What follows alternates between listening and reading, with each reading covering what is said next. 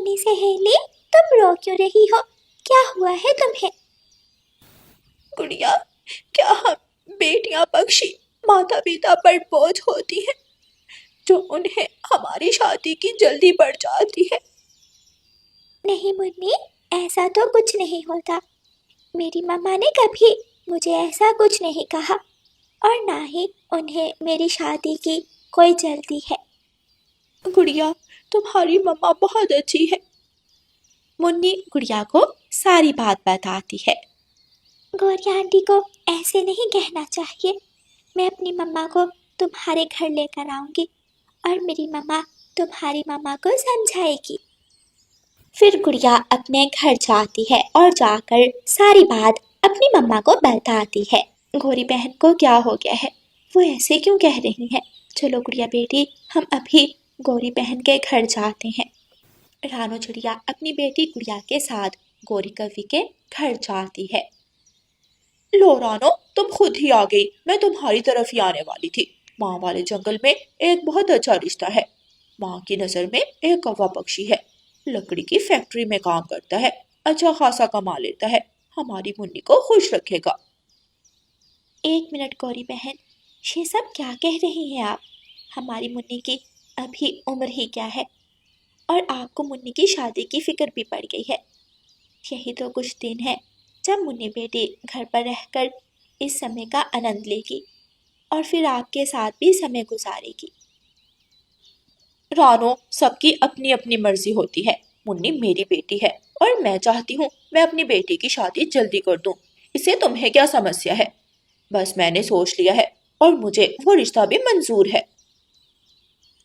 अच्छा गौरी बहन, लेकिन आप एक बार लड़के पक्षी का घर तो देख लें। माँ ने देखा हुआ है और मेरे लिए इतना ही काफी है। बस अब मैं शादी की तैयारी शुरू कर रही हूँ। गौरी रानो की एक नहीं सुनती और अपनी बेटी मुन्नी की शादी बुरे कव्वे से कर देती है। बेटा, मेरी बेटी का ख्याल रखना, इसे हमेशा खुश रखना। ऐसे मुन्नी और बुरे कव्वे की शादी हो जाती है। मुन्नी बुरे कव्वे के घर आ जाती है। मुझे बहुत भूख लगी है, क्या घर में कुछ खाने को पड़ा है? रात के इस समय भला क्या होगा घर में। अब सुबह भोजन बनाना और खा लेना। सो जाओ चुपचाप। मुन्नी चुप करके सो जाती है। सुबह हो जाती है। उठ जाओ महारानी, कितना सोओगे। चलो, मेरे लिए भोजन बनाओ जल्दी से, मुझे काम पर जाना है। लेकिन पति जी, मुझे तो अभी भोजन बनाना नहीं आता। एक तो तुम्हारी माँ ने कुछ खास जहेज नहीं दिया, ऊपर से तुम्हें कुछ आता नहीं है। मेरी तो किस्मत ही खराब है। बुरा कौवा काम के लिए घर से निकल जाता है। मुन्नी अपनी माँ को कॉल करती है। माँ, बुरा मुझे बातें सुना रहा था कि आपने मुझे कुछ खास जहेज नहीं दिया। हाँ मुन्नी, बुरे ने मुझे कहा था कि उसे कार चाहिए। मैं पैसे जमा करती हूँ, कुछ दिनों में ले दूंगी बुरे को कार, तुम फिक्र मत करो। ऐसे ही दिन गुजरते रहे और गौरी कवि मुन्नी के पति बुरे कवि को कार ले देती है। फिर कुछ दिनों बाद मुन्नी अपने पति बुरे कवि के साथ गौरी के घर जाती है। सब ठीक तो है मुन्नी बेटी, तुमने आने से पहले बताया ही नहीं। माँ, बुरे की नौकरी चली गई है, 2 दिन से ये काम पर नहीं गया, घर में भोजन बिल्कुल नहीं है, इसलिए हम अब यहाँ आ गए हैं। क्या? लेकिन तुम्हारी नौकरी कैसे चली गई? अब क्या होगा? तुम दोनों कहाँ से खाओगे? होना क्या है, जब तक कोई नौकरी नहीं मिलती हम दोनों यहीं रहेंगे। गौरी तो परेशान हो जाती है क्योंकि गौरी के अपने हालात भी कुछ ठीक नहीं थे और अब उसकी बेटी और दामाद भी उसी के पास आ गए थे। दामाद जी, फिर तो तुम्हें भोजन खोजने निकलना होगा क्योंकि भोजन तो मेरे घर भी नहीं है। सासू माँ, ससुराल आकर मैं काम करता हुआ अच्छा लगूंगा क्या? आप दोनों भोजन खोज लाएं। वैसे भी आपके जंगल के बारे में मुझे कुछ खास नहीं पता। मुन्नी गौरी की तरफ और गौरी मुन्नी की तरफ देखती ही रह जाती है। फिर दोनों माँ बेटी भोजन खोजने निकल जाती हैं। माँ, आपको कहा था मुझे अभी शादी नहीं करनी, क्यों किया आपने मेरी जिंदगी के साथ ऐसा? इससे अच्छा तो मैं शादी के बिना ही रहती थी। मुन्नी रोने लगती है। रानू चिड़िया वहां से गुजर रही थी। गौरी और मुन्नी को देखकर वो उन दोनों के पास आती है। गौरी बहन, आपने बताया नहीं कि मुन्नी बेटी आई हुई है। कैसी हो मुन्नी बेटी? ठीक हूँ रानू आंटी। लेकिन मुन्नी बेटी, आप इतनी उदास क्यों है? क्या हुआ है? सब ठीक तो है? फिर मुन्नी रानू चिड़िया को सारी बात बताती है। क्या? गौरी बहन, मैं कहती थी कि आप जल्दी कर रही हैं, और फिर आपने उस कफे की अच्छी तरह जांच भी नहीं की। अब ये सब तो भुगतना पड़ेगा हमारी मुन्नी को। मैं क्या कहूँ रानो, मैं तो खुद बहुत शर्मिंदा हूँ। अब तो हम दोनों माँ बेटी को ही काम करना पड़ेगा। गौरी बहुत पछता रही थी, लेकिन अब उसके पछताने का कोई फायदा नहीं था। गौरी कवि ने खुद ही अपने हाथों से अपनी बेटी की जिंदगी खराब कर दी थी। प्यारे दोस्तों, इस कहानी को लाइक, अपने दोस्तों के साथ शेयर और चैनल को सब्सक्राइब करना बिल्कुल मत भूलना। आपका धन्यवाद। अच्छा गौरी बेटी, अब मैं चलती हूँ। जब जग्गू की छुट्टियाँ खत्म हो गई तो मैं इसे छोड़ने आ जाऊंगी।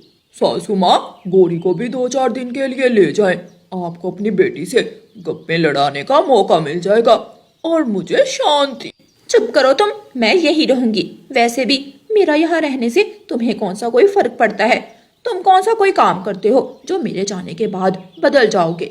दामाद जी, आप तो बड़े मजाकिया हैं। ठीक है गौरी, अब मैं चलती हूँ। और ये जग्गू कहाँ चला गया? जग्गू, जग्गू बेटा, कहाँ हो? जल्दी इधर आओ। तभी जग्गू बाहर से चील का मास्क पहनकर आ जाता है। सभी उसे चील समझकर डर जाते हैं।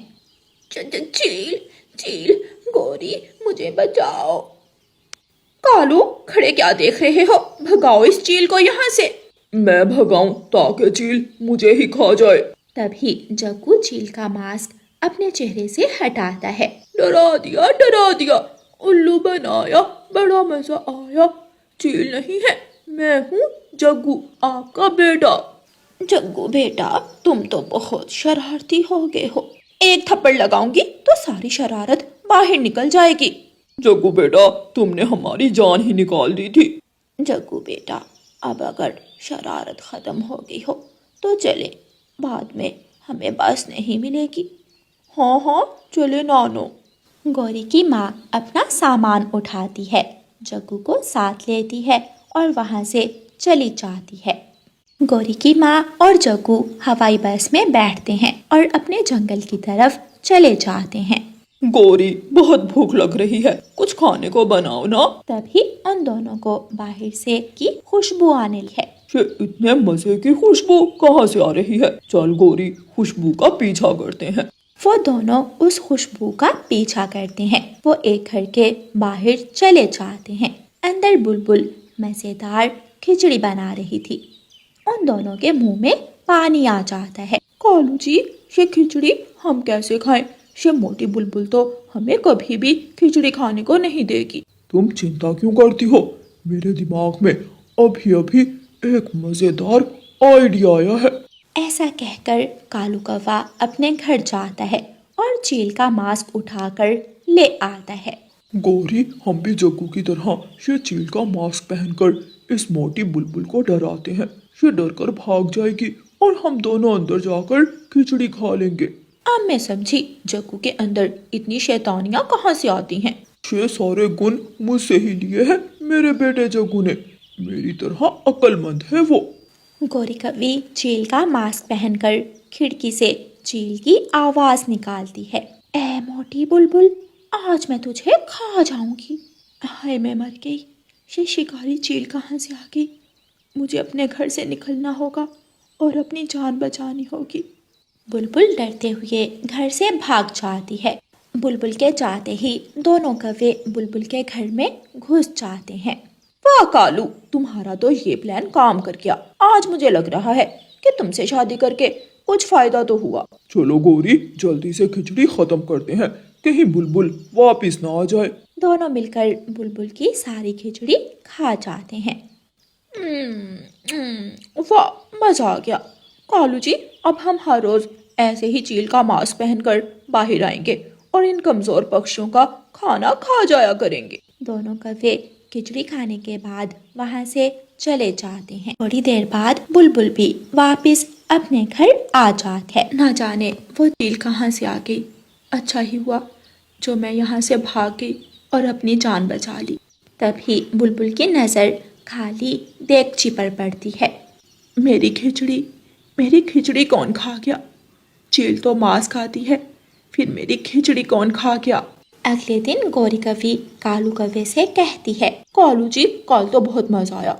आज बताओ, आज किसको डराएं? तभी वहाँ रानू चिड़िया आ जाती है। गौरी बहन, क्या आपके पास थोड़ी सी शक्कर होगी? शक्कर? वो किस लिए रानो? वो मैं खीर बना रही थी तो शक्कर खत्म हो गई। क्या तुम्हारे पास है? नहीं रानो, मेरे पास भी नहीं है। अच्छा ठीक है, मैं किसी और से पूछ लेती हूँ। रानू चिड़िया वहाँ से चली जाती है। गौरी, खीर खाओगी? हाँ हाँ, खाऊंगी। तो फिर करो तैयारी खीर खाने की। दोनों कौवे चील का मास्क पहनते हैं और रानू चिड़िया के घर चले जाते हैं। खीर तो बहुत मज़े की बनी है। थोड़ी सी खीर पहले जाकर हरियाली को दे आती हूँ, फिर मज़े से खीर खाऊंगी। छोटी कमजोर चिड़िया, खीर तो तू तब खाएगी जब तू जिंदा रहेगी। आज तो इस चिड़िया का नरम नरम मांस खाकर हम अपनी सारी भूख मिटाएंगे। मुझे मत खाओ, मैंने आपका क्या बिगाड़ा है? मुझे छोड़ दो, मुझे जाने दो। अच्छा ठीक है, हम छोड़ देते हैं, लेकिन तू ये अपनी खीर हमें दे दो। क्या? लेकिन खीर क्यों? खीर तो हम पक्षी खाते हैं, आप तो मांस खाते हो।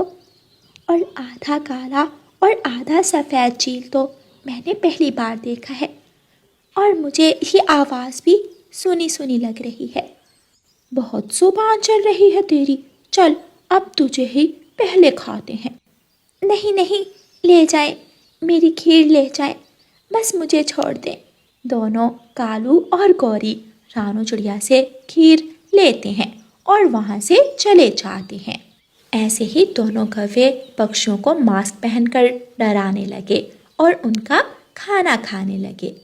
सब पक्षी एक जगह इकट्ठा होते हैं। दोस्तों, उन दोनों चीलों ने तो हमारा इस जंगल में रहना ही बहुत मुश्किल कर दिया है। वो दोनों रोज किसी न किसी के घर जाकर उसका भोजन खा जाते हैं। अब क्या करें, कैसे उन्हें अपने जंगल से भगाएं? दोस्तों, मेरे पास एक प्लान है।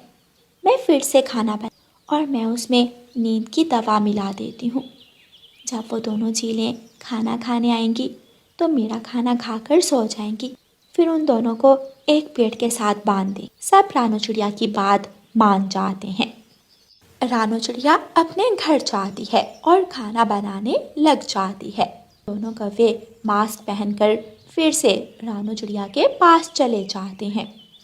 चिड़िया उन दोनों के आने से पहले ही अपने घर से बाहर चली जाती है। दोनों चिड़िया के घर में चले जाते हैं। कालू जी, चिड़िया तो यहाँ है ही नहीं। अच्छा है, अब नाटक करने की जरूरत ही नहीं पड़ेगी। दोनों कौवे चिड़िया का नींद की दवा मिला खाना खा जाते हैं और वहीं पर सो जाते हैं।